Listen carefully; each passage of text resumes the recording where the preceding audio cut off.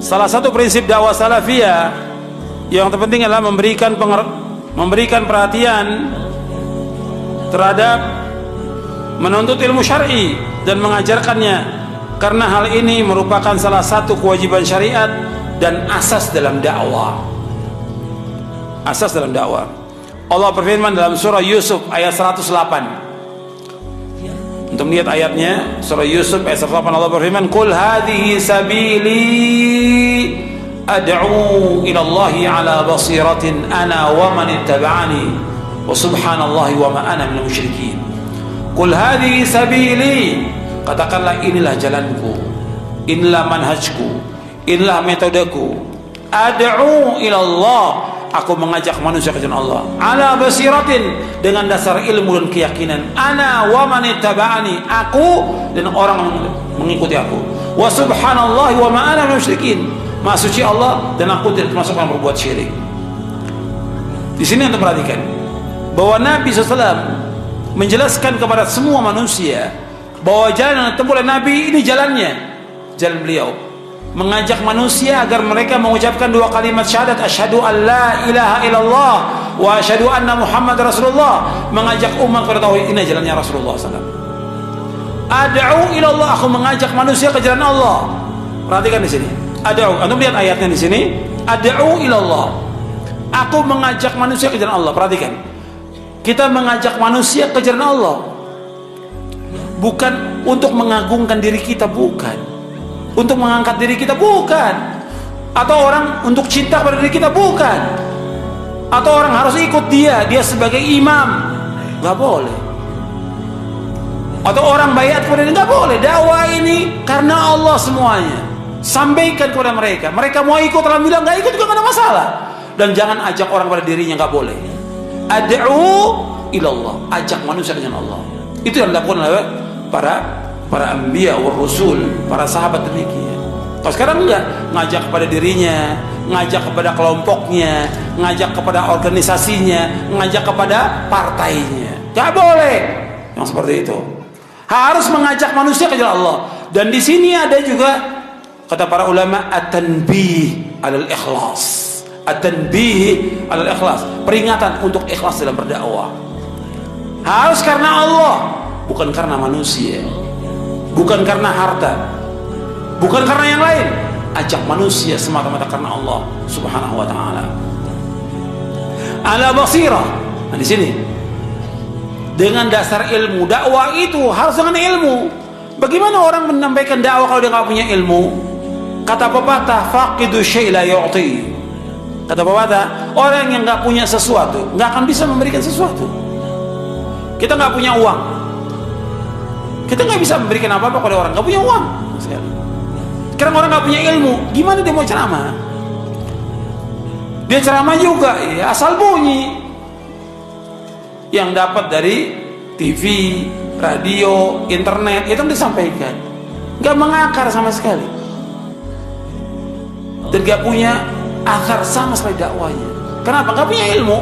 Bahkan dia lebih banyak menyesatkan manusia daripada manusia. Itu yang dijelaskan oleh para ulama.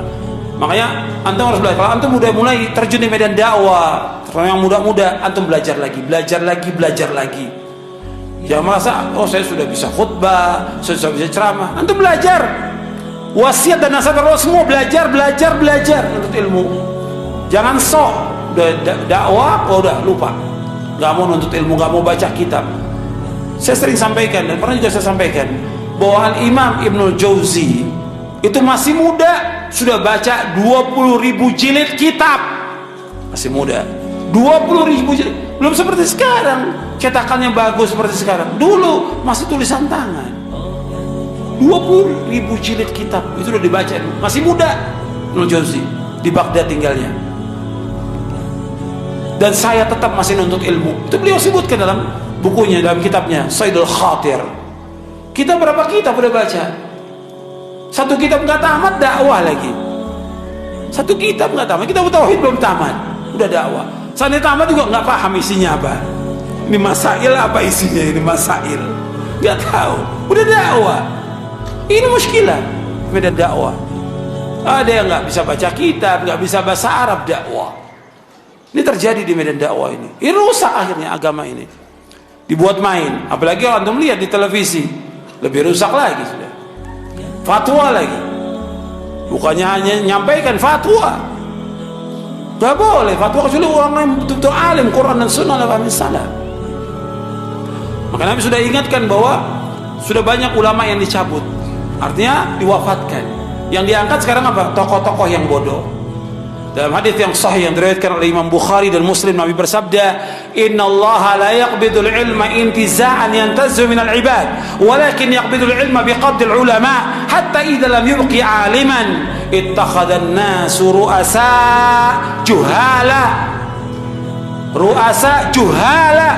fasu'ilu fa'aftau bighairi ilmin fadallu wa adallu." Kata Nabi SAW, Allah enggak mencabut ilmu sekaligus, tapi Allah cabut ilmu dengan diwafatkannya para ulama. Sehingga apabila tidak tinggal ulama kecuali sedikit, diangkatlah tokoh-tokoh yang bodoh, pemimpin yang bodoh. Kemudian apa? Mereka ditanya masalah agama, mereka berfatwa tanpa ilmu, mereka sesat dan menyesatkan kaum muslimin. Ini sabda Rasulullah, sahih riwayat Bukhari dan Muslim. Mereka sesat dan menyesatkan kaum muslimin. Seperti yang kita lihat sekarang ini.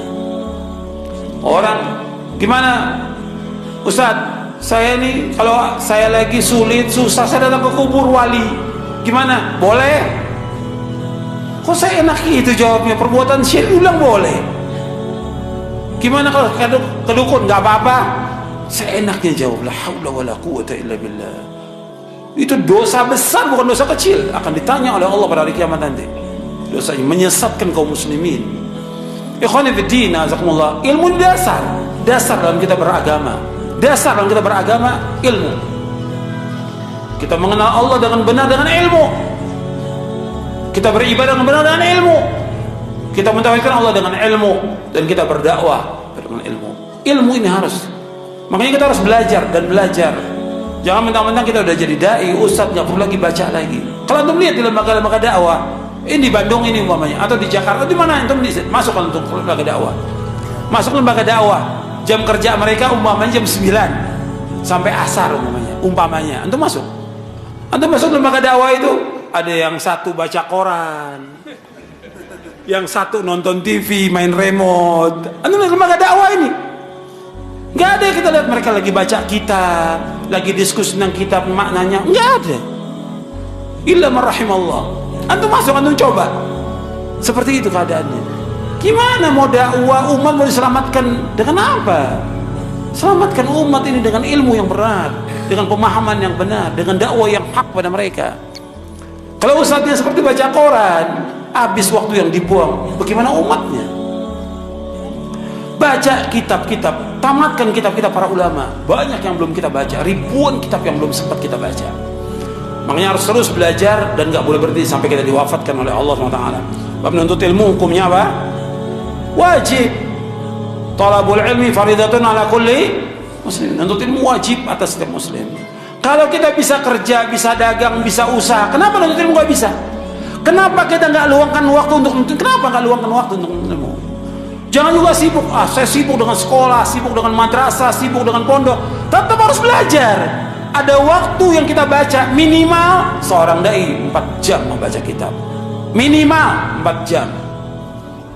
Minimal harus baca. Kenapa nggak bisa baca pagi dia baca, siang baca? Itu selain yang lain.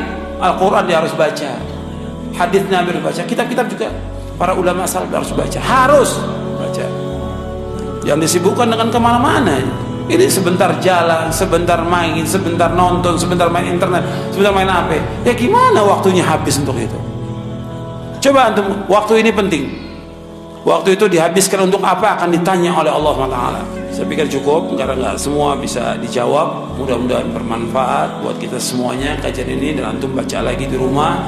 Mudah-mudahan Allah memberikan rahmat, memberikan barokah kepada kita, dan juga menetapkan kita di atas Quran wa sunnah ala fahmi salaf sampai kita diwafatkan oleh Allah Ta'ala.